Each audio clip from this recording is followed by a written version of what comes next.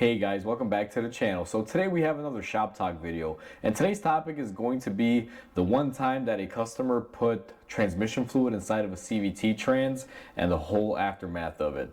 Now before we go ahead and begin, guys, if you guys haven't subscribed to the channel, hit the subscribe button down below and definitely smash that like button because it helps the channel out. And with that said, let's go ahead and get started on today's video. So just to premise this video, guys, this happened a long time ago. It's been about 7 or 8 years. This is back when I was still working at the dealer. Now, I used to work at a Nissan dealer. I was a Nissan tech, and I remember this was around the time when CVTs were kind of being introduced and they were new. The fluids were really expensive and maintenance was very expensive on them. So some customers had a hard time when they bought a new Nissan with a CVT, and if it needed a trans service or CVT service, sometimes they wouldn't want to pony up the dough to do it. So we had a customer that I remember I did an oil change on his car and it had around 40,000 miles. This is around the time when Nissan knew that there were some CVT issues, so we were recommending CVT services, draining out the oil, flushing it out, just try to get new good fluid in there, keep it going. And I remember I recommended it on this Nissan Murano, and the customer was already, I guess you can say, pretty cheap to say the least. The only time I would see this car is when it would come in for the free oil changes that were given to the guy when he bought the car. And very rarely did he do any services like a 30K maintenance package or anything like that. He just never did those types of things. So I recommended a CVT fluid flush at 40,000 miles. And I guess the service advisor told him that, hey, it's best to do it because otherwise if you don't, you may run into some issues because, this has been happening lately, which I don't even know why they went to that extension of the limb, telling a customer, you have to service it or it's going to blow up. Because, maybe it was a scare tactic to get the sale. But sometimes it doesn't go according to plan, guys. So you got to be careful. When you go to repair shops and they say stuff like that, like a scare tactic to get you to do a service, be careful. They're trying to push you for the service. And that's what this advisor was doing. I remember my advisor was a very aggressive seller. They were always trying to put people out of the comfort zone and push them. But sometimes you run into a customer that no matter how much you push, pull, scare, whatever, they don't care. They're just like, I can do it better and cheaper. And that's what happened. And I swear, I don't know why I chuckle at this. It's still funny to me, even though it was a bad situation. And I feel bad for the guy. It's still, I get a chuckle out of it because it just shows how being cheap or not doing your research can land you in a heap of trouble or issues. So after the recommendation, after I did the oil change and the service advisor tried pushing this customer on the service and used scare tactics on them, they just took their car and went home. And I want to say about a week or two goes by and this car comes in on a tow truck. And I was the last tech to work on it. I did the oil change, so naturally it falls back on me and my advisor. They're like, hey, it was just here 2 weeks ago, what happened? And the customer was being a little crappy about it too. He's like, oh, I just had my car and now it's not working, this and that, trying to blame it on the oil change. So, I landed it first thing in the morning. I barely even had time to drink my coffee and I'm dealing with this crappy situation.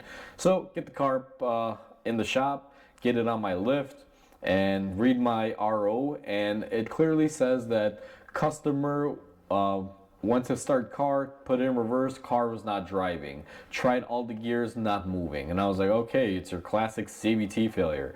It has nothing to do with me. So I just do a couple little quick checks. I verify that we have enough engine oil, that it's not leaking, and that this last service of the oil change was proper.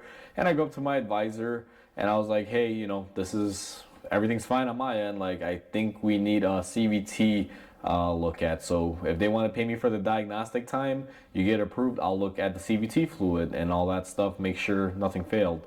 Now, back in those days, the easiest way to know if you had killed your CVT would be to just drain the fluid and take a sample and see what came out with it. And that was pretty much easy tell.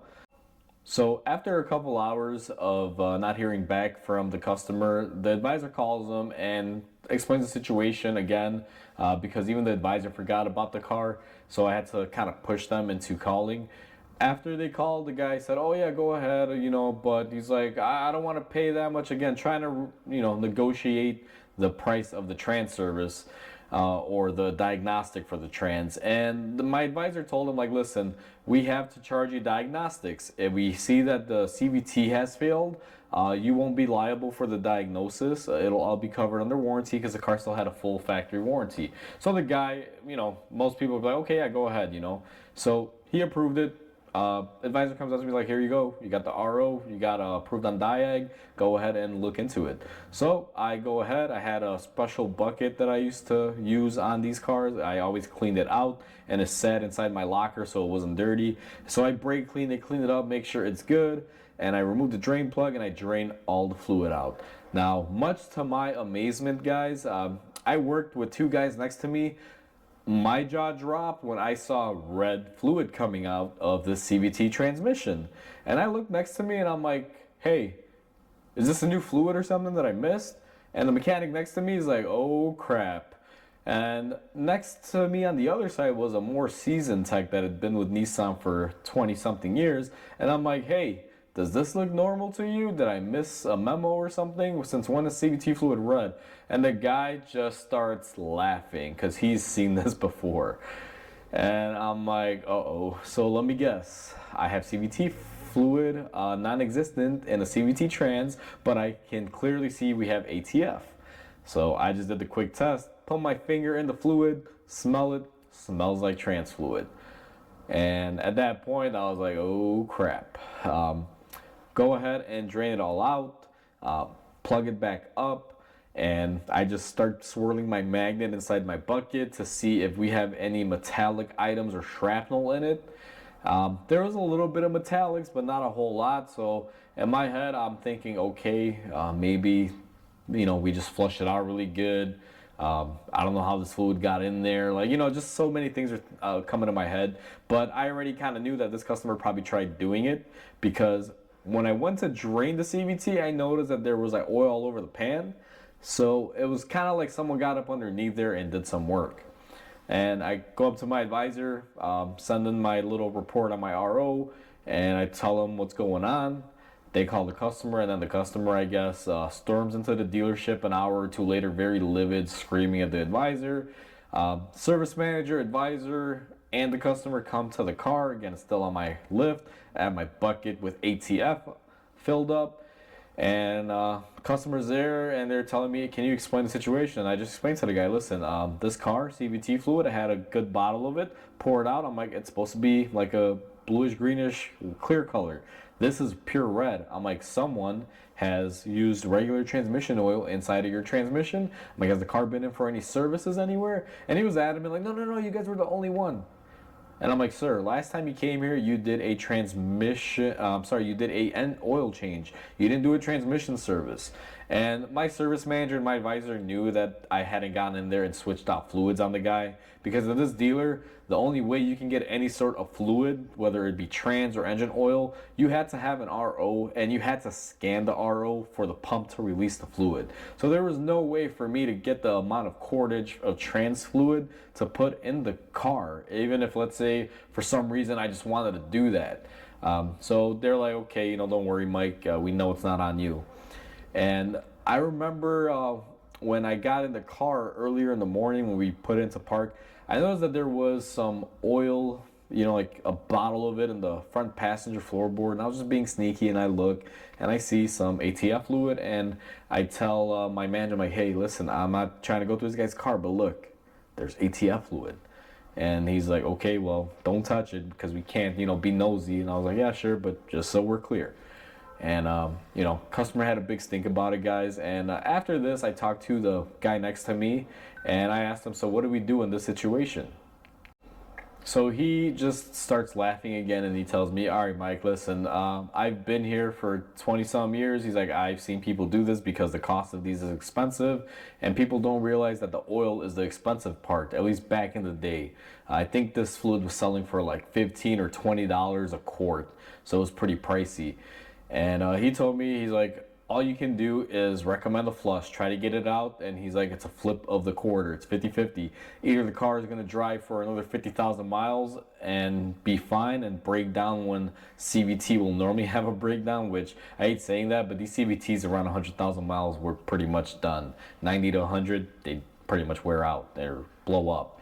And he's like, either it runs good for the next 50,000 miles if you do that, or you do it and he may drive a mile and the thing just, shrapnelizes and blows up. Nothing you can do. So they explained that to the customer, and the customer had no choice, because what was he gonna do? And till this day, they never got him to admit what had happened. He was very adamant about it. Like, no, nothing happened. But what I think happened is he did his own service and he screwed up, used the wrong fluid, and he had the issue. And I flushed out this vehicle, to make it a long story short. Did the flush. I had to flush it out twice, so it cost him double the amount that it was gonna cost him, because we had to get all that fluid out, run it, and then dispose of it again. So I did 2 flushes, cost him double the amount of money. After that, the car was running and driving. We didn't have any issues. I believe at that time, I don't know if the car ever came back, because this is towards the end of my career there, when I was about to acquire my shop and open up. So I was there for about another 2 or 3 months after that. And to be honest with you guys, the car never came back. So I'm assuming it's still out there driving, if it has less than 100,000 miles on it. Because anything over 100,000, they typically, like I said, they used to blow up. And that car having the wrong fluid in it probably didn't stand that chance to even go up that high.